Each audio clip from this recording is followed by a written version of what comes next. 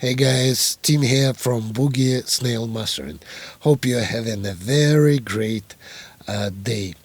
Today I'll be covering some fundamental tools and basic techniques I apply when mastering indie pop. So I will also show you some great tricks that nobody will tell you about. So before we start, please remember, if you have a mix that you need mastered, please request a quote at bsmastering.com and receive 50% of your first order. And now let's get started.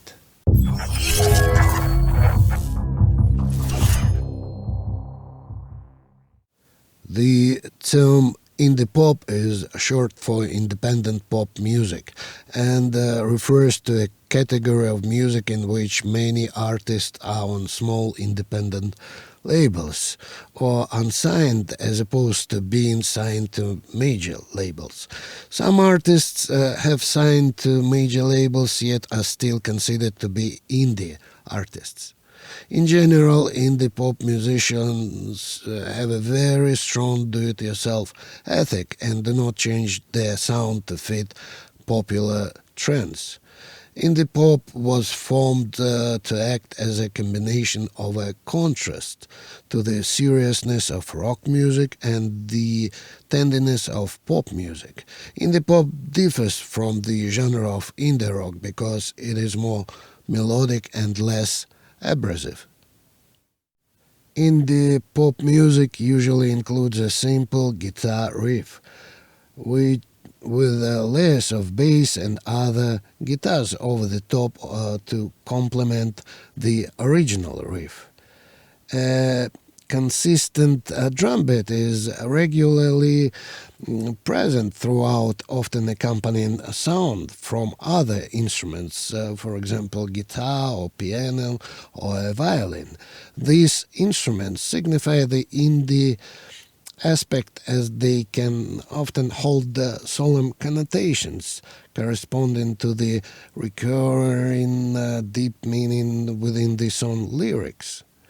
So today I have this positive unbeat indie Brit-pop track with breezy acoustic guitar, cool drums and cheerful vocal melody. First, let's have a listen to part of this track before and then after mastering. Next, I will show you guys my mastering chain. So it is completely in the box, and I will cover some techniques you may apply to master your own indie pop tracks. For fair comparison, I carry out level matched for original and mastered versions.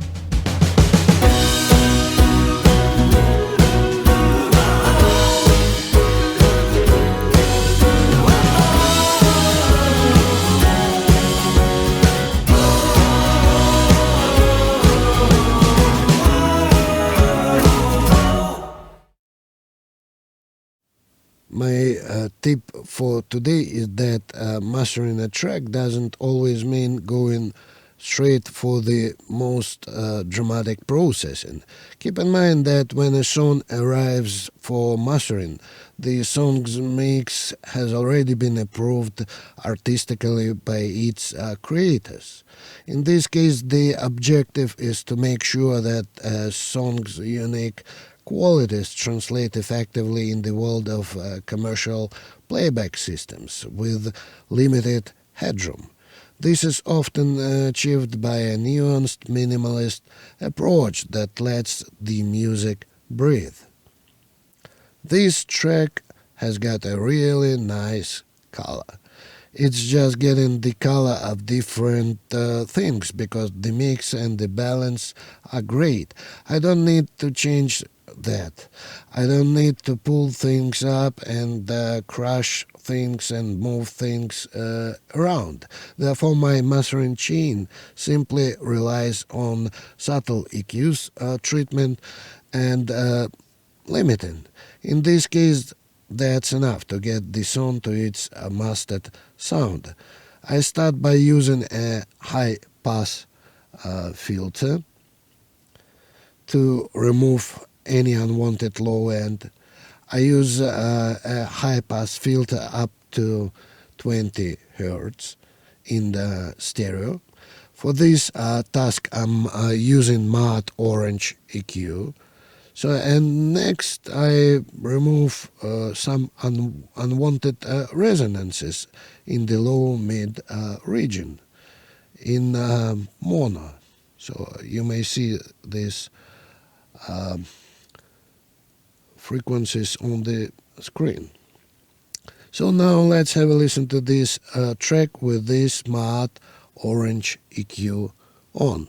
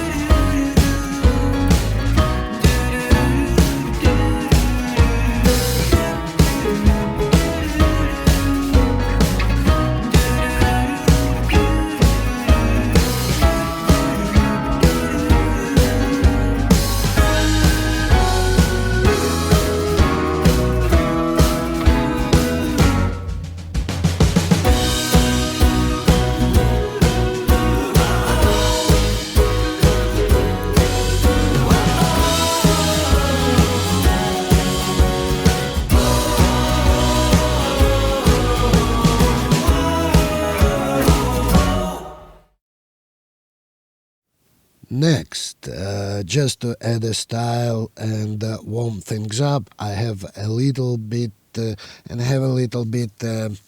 more kind of a 3D-ness. I use Pensado EQ second edition from Acoustica Audio. I just want to kind of add some style to the track. It is very sweet and musical sounding EQ. So it seems almost designed to easily dial in the right amount of expansive sheen. I have to say that this thing sounds great. Just one increment or a half increment on each of those bands you see on the screen and everything glued together. So now let's have a listen to this track with this Pensada EQ on.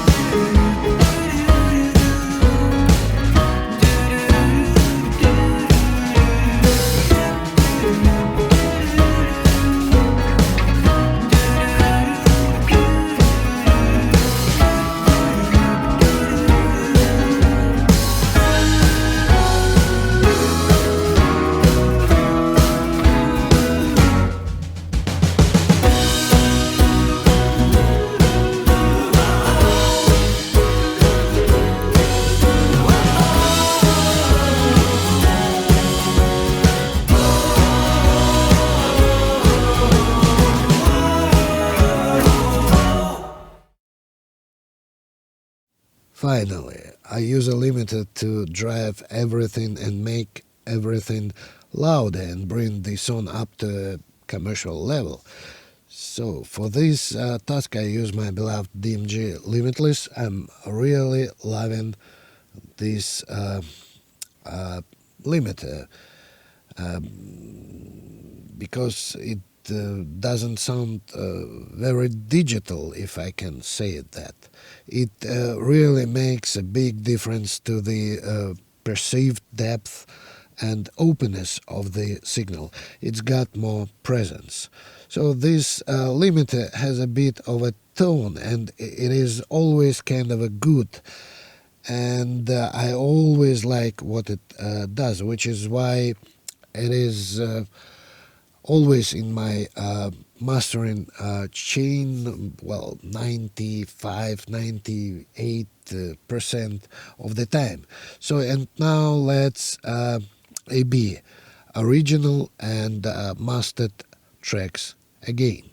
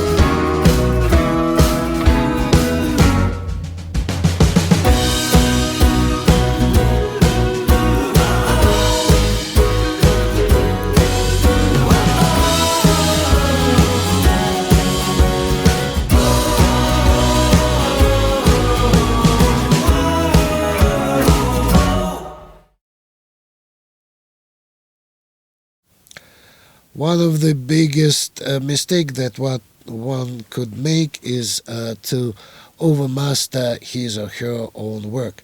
So that is why we should keep this task simple and only work with what needs to be done. And please remember that not every track is going to need to be mastered, and some will require a lot less mastering than the others. So that's about it. Hopefully something in this video will help you to master your own tracks in this genre. So if you like my videos, I would very much appreciate if you subscribe and hit the notification bell to support my channel. So have a very nice and great day, and see you next time.